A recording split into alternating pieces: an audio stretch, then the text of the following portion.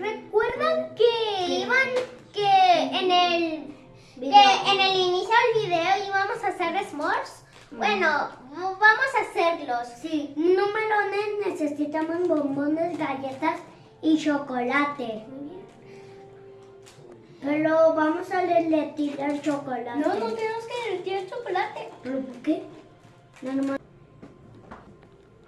Bueno, lo que necesitamos es galletas, chocolates y malvaviscos. Lo que tenemos que hacer es poner las galletas. Lo mismo, Damián. ¿Dices así? No, así no, Damián. Primero ponlo así, después le pones un chocolate. Pues ya insertamos el tenedor con los bombones y lo vamos a poner en el juego. Buena suerte. Ok.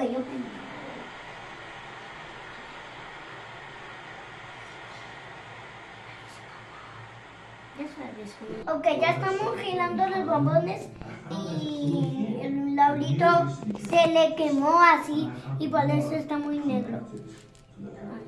Bueno, pues... Ay, no olvides. Lo que lo voy a hacer así. Ay, esperen, no. Chocolate. Chocolate. Y picado. Ahora aplastamos.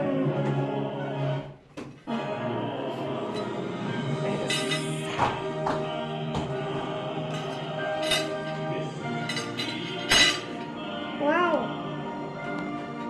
Está muy esponjoso. Se pegó en la cookie. Ni modo.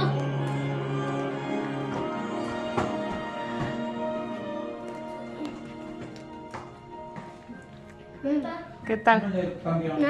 Le comí un rico s'more. Oiga, prepárame a mí. A ver. ¿Está bueno? Bye. A ver. ¿Es mío? Papá, quiero